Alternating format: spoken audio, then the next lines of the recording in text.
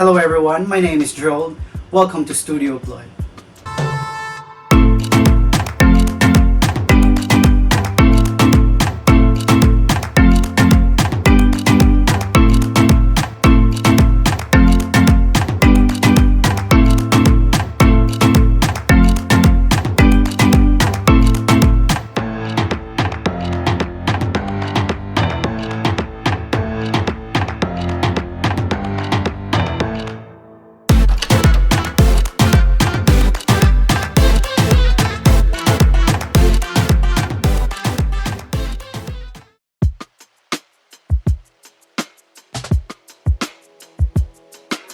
I am so excited for you guys to see this, as it's by far my favorite small unit project to date.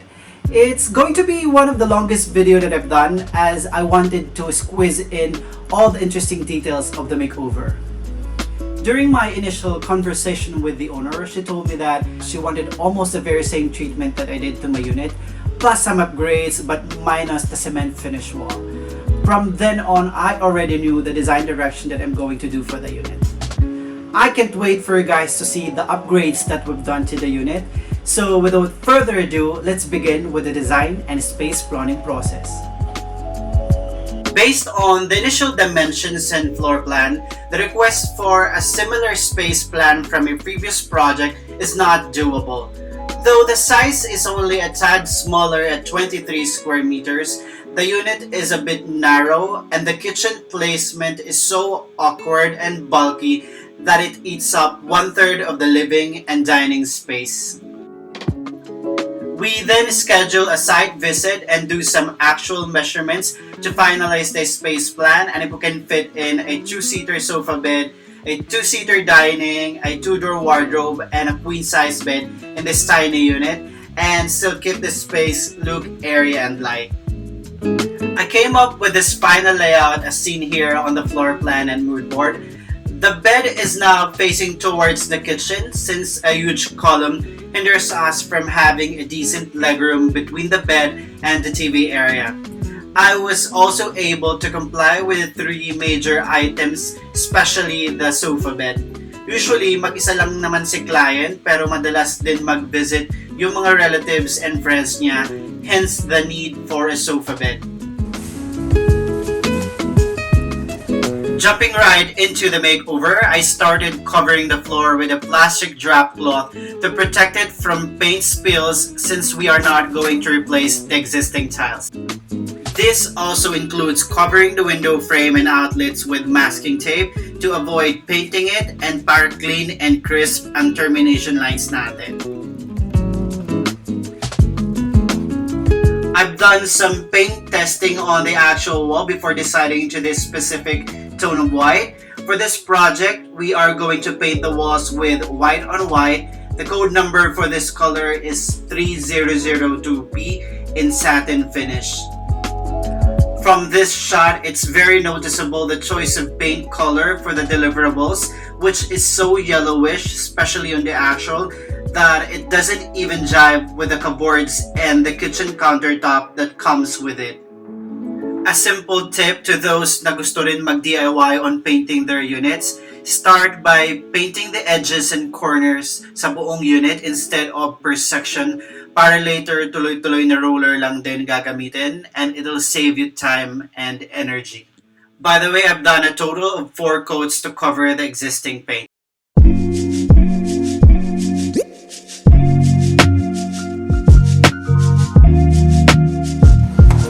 To work permit approval, I already purchased some of the furniture para once I've done with painting, it'll be already available for pickup and I can start assembling and installing them. Normally, I opt to pick them up kasi namamanage ko yung time instead of waiting for the items to be delivered, kasi most of the time nagkakaproblema sa schedule, especially with the delivery permits, lalo na sa ngayon na it would take at least 3 days before a delivery pass or a work permit gets signed.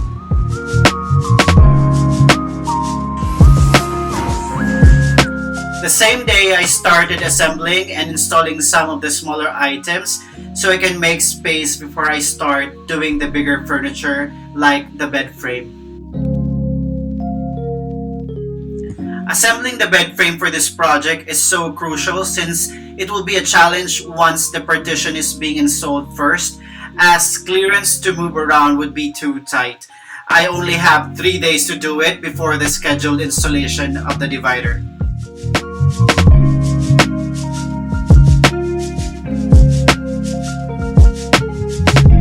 Going back, I decided to put this shoe storage to maximize the space and to create some sort of foyer or a welcome area. Masyadong alanganin yung width ng area na to at maluwang siya for an entryway but too narrow to incorporate a standard size cabinet.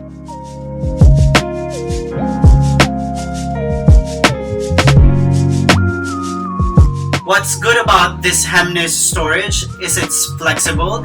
Aside from shoes, you can also store other stuffs like magazines or documents. And at this time of pandemic, it can serve as disinfection area since it's just beside the bathroom.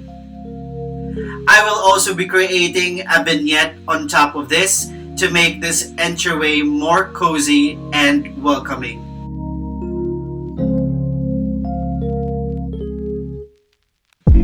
I was supposed to install next the bed frame, but unfortunately I noticed that what we got is a single bed instead of queen.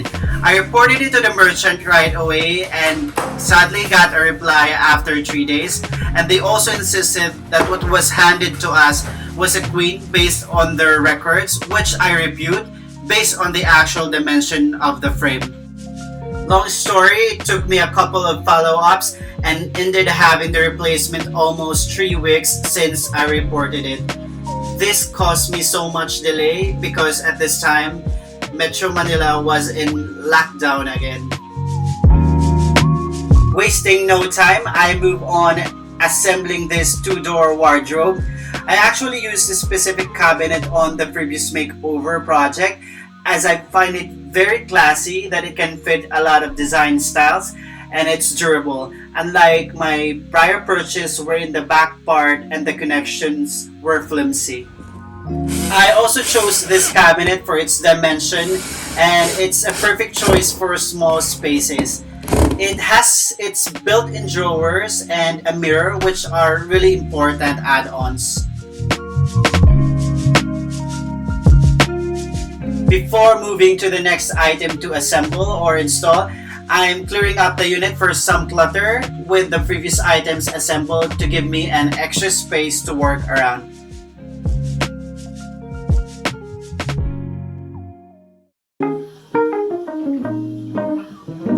Excited to use my newly purchased line level laser, I went on installing this surprise element of the makeover. Hindi ko to sinabi sa owner at free ko itong sinama, pero sigurado ako magugustuhan to ni Miss Glad. The part where I'm beaming the line laser is not a typical wall. It's actually a column, a very huge column that it takes up a lot of space from the bedroom. I'd like to show you this part kasi ito yung pinaka-crucial. Konting pagkakamali lang, then it will ruin everything and I have to repeat the whole process. My purpose for having a different color for this part is because I wanted to create some sort of space within a space while adding to the aesthetic appeal, and aside from that, this will also serve as our TV and vanity area. So I decided on covering it with this self-adhesive wallpaper in gray. Why this light gray? It's because this color lend a tranquil, soft, and moody feel to a bedroom. If your room receives little natural light, you can fool the eye into seeing the space as airier and lighter. The following day, I asked the help of the building maintenance in installing the AC. Originally, I would avail of the merchant's installation service, but the available schedule are on a later date and would affect the whole project timeline. For the size of a unit, which is 23 square meters, a 1 to 1.5 horsepower window type is recommended to cool the entire space. I went for 1.5 HP since based on experience, 1 HP is under capacity and won't cool quickly and efficiently, while a much bigger one cools too quickly without removing the humidity. Also, taking into consideration that the window of this unit is facing the afternoon sun, which is a little hotter compared to the one facing the morning sun. Just a personal preference, I don't like seeing window type AC with frames because instead of making it unnoticeable, you highlight it. For me, it's either you hide it or make it blend with the interiors. ACs are not an art that you want everyone to notice.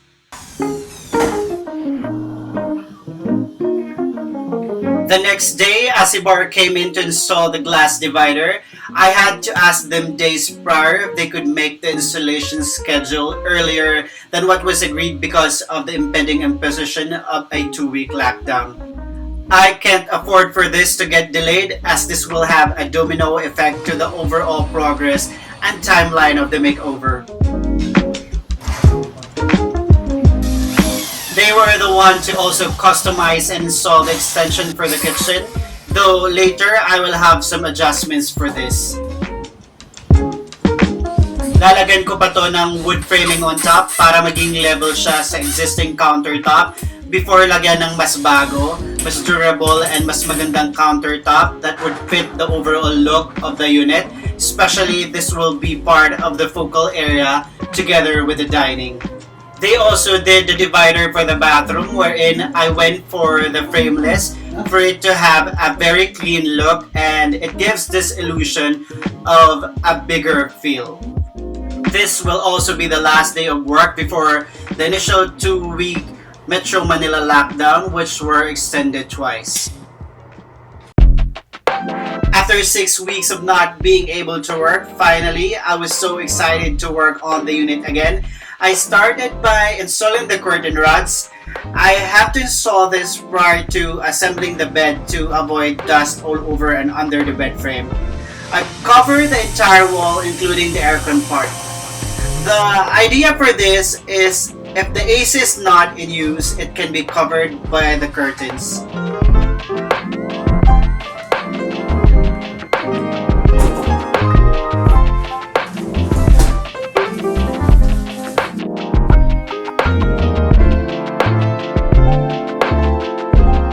During lockdown, deliveries were allowed, so I was able to get the replacement for the bed frame. This was supposed to be one of the easiest to assemble if I was able to do it before the partition gets installed.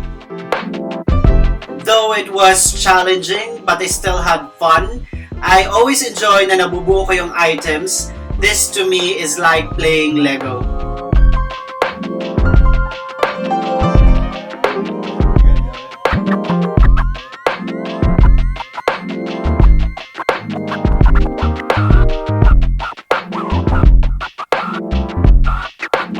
More on to the details of this bed frame.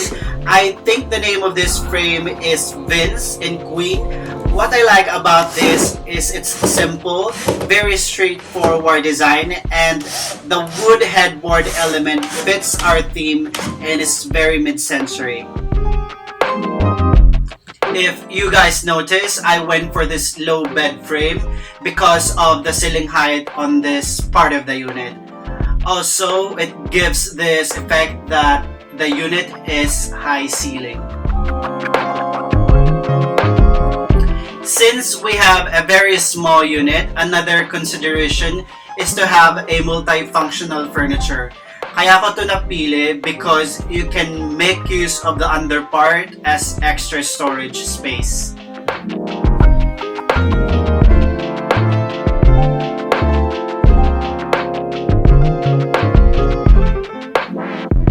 Sa sobrang dami ng boxes and styros, I have to clean up the unit again kasi punong-puno na uli ng basura ang unit at mahirap nang gumalaw. And by tomorrow will also be the countertop installation.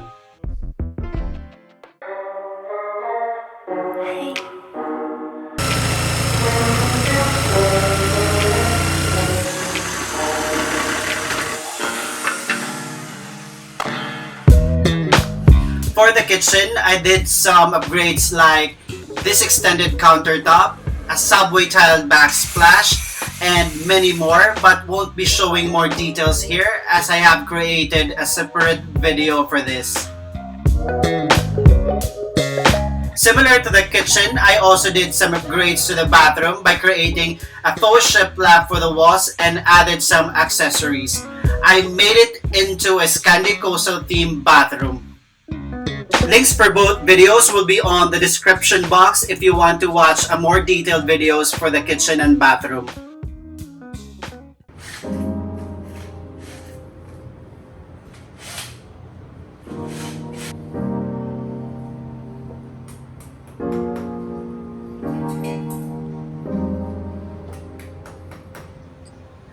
The next day, after the bed frame was assembled, I finally worked on the TV and vanity area. On my previous video, I installed the same floating shelf to take advantage of its compactness, function, and aesthetic, which is very ideal for small spaces.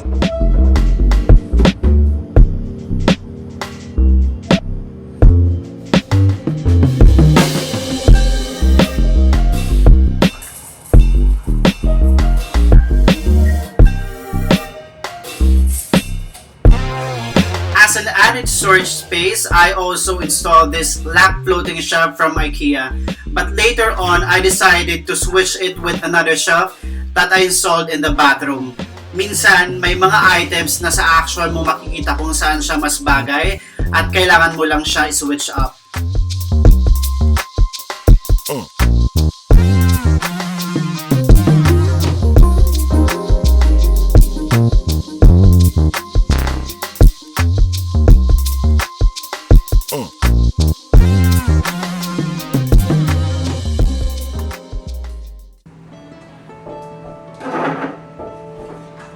Most of you must have noticed that I skipped painting this part. I really intend to do it as I will be installing the tile mirror on this area. I aided the use of my line laser level para sakto and properly leveled siya. The tile mirror were not cut identically. Some are smaller, others were also a bit bigger. I have to space it at least 1 to 3 millimeters para may room for adjustments as you go on with the installation.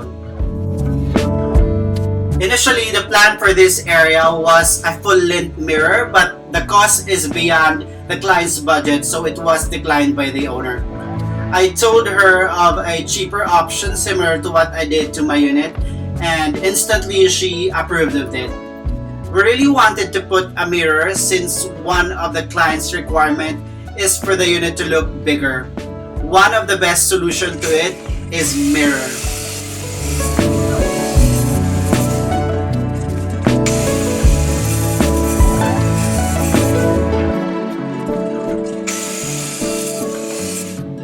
This was another challenging part as I have to cut out a hole for the outlet.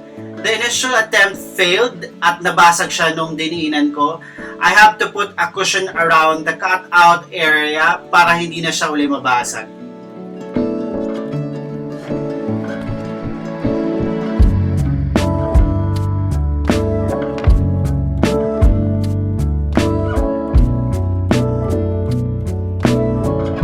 From tile mirror to round mirror, I had this mirror for a couple of months now, and since brass frame siya, I immediately thought of this project at ito kaagad na area na isip ko.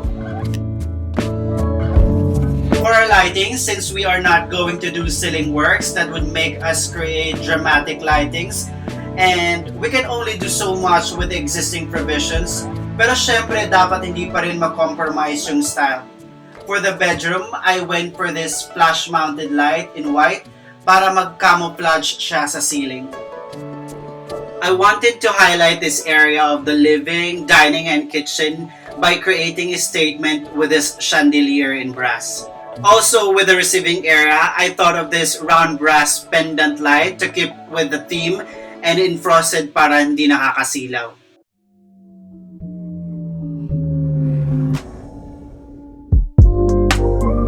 Since most of the fixed items were installed and we only have a week by this time before revealing the unit to the owner, I started to assemble the movables. First is this two-seater tulip table and wishbone chair, two of my favorite from the mid-century era. Finally, I'll be able to incorporate it with this project.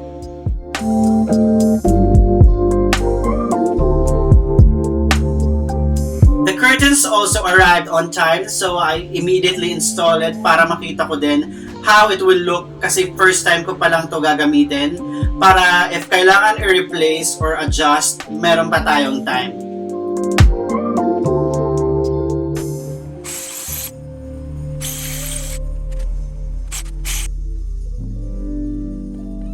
Last to install before we officially start the unit is this 43-inch smart LED TV.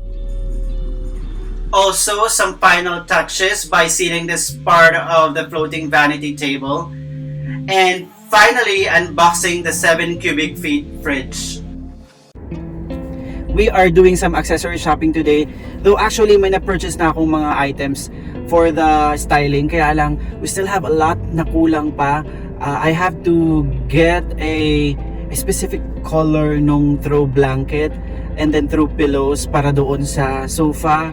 I think some accessories or some vessels or vases na magagamit natin para ma-spruce up natin yung buong look nung ating ginagawang makeover. It's actually due for reveal sa client on Saturday. So today is Tuesday.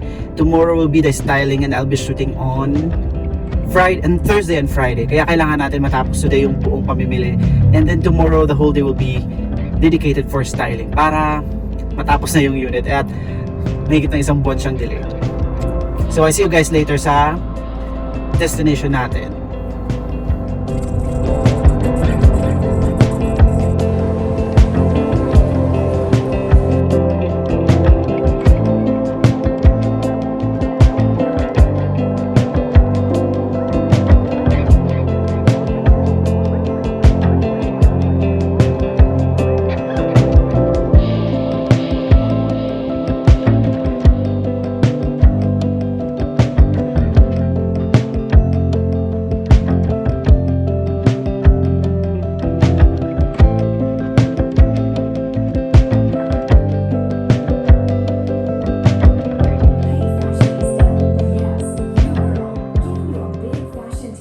This one is another surprise element of the makeover.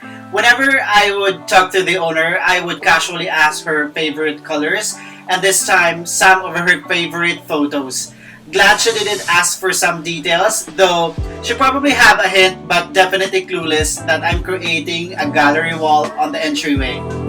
For the photos, I digitally edit some of it and printed it in black and white to contrast with the white frames and to have this modern feel and streamlined appearance. If you also notice, the location is so perfect that it's opposite to the round mirror in such a way that upon entry, you'll see right away the gallery wall through the mirror. I wanted the whole space to be more cohesive, and ever since I really wanted an all brass hardware for the furniture. And here, I'm finally able to do it. I replaced all the handles for the shoe cabinet in brass. And of course, with our wardrobe, since I find it too Scandi for this space, I also replaced all the hardware with a mid-century inspired brass handles. I've been contemplating on what painting to do for the unit. I actually had a different idea initially, but whenever I would imagine it on the wall, it doesn't jive with the overall look as I find it over the top. And on the second to the last day, I came up with this idea to do a minimalist painting. Though simple, I added this textured part for it to have a dimension. I had to dry it overnight before painting it over with acrylic.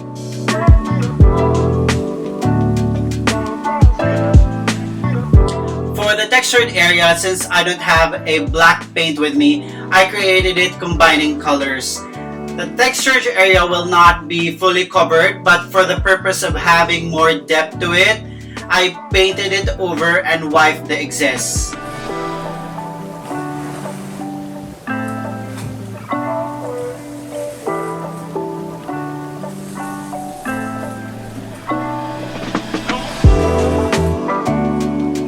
And then the whole white part will be painted in deep dark blue. Blue and purple, by the way, are clients' favorite colors.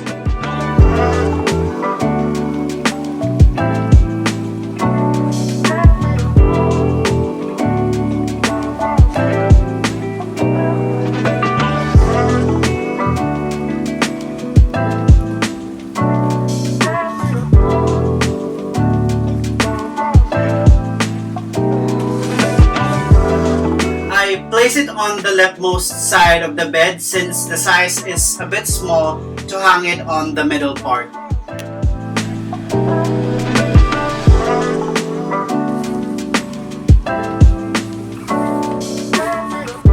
Then after I make the bed, I wanted it to look very comfy and relaxing. Added some blue pillows and this neutral colored throw blanket to elevate the look of the entire bed.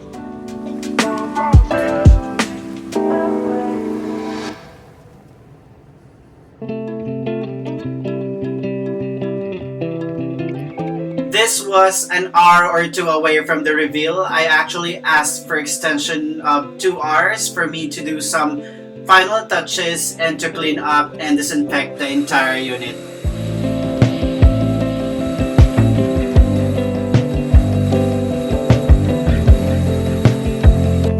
Been wanting to incorporate an era rag to a space. The last makeover was a rental, kaya hindi na pinalagyan ng owner. Finally, I was able to do it here.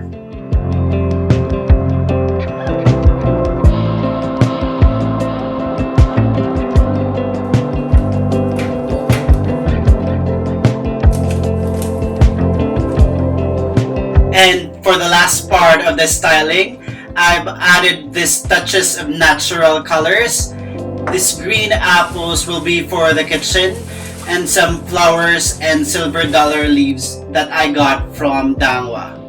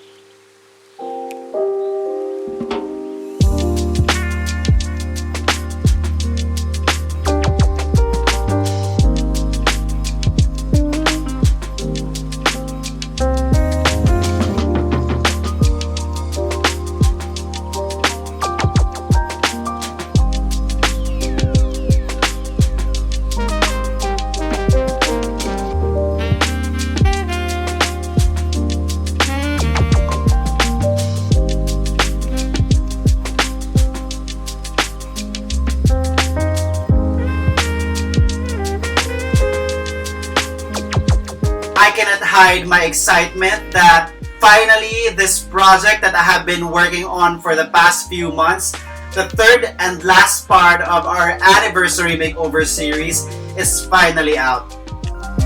Initially scheduled for release last November, but had to settle for a few more movements until finally this February. Of course, the hardest part would always be the editing, which by far our longest video with over 800 raw clips down to 408. Nevertheless, if you love what you do, the difficulty and hard work in it seem like nothing. I am lucky that our dear client, Miss Glad, was so kind enough to trust my style combined with her personal choices. Definitely a combo of mutual trust and respect. Though COVID restrictions seem to be our number one enemy, the challenge in squeezing in all the stops and furniture in this tiny space didn't stop us from keeping it airy, light, and comfy. At the end of the day, overcoming number of challenges is more rewarding, especially when a client friend is happy and satisfied. Thank you so much guys for watching. See you on the next one.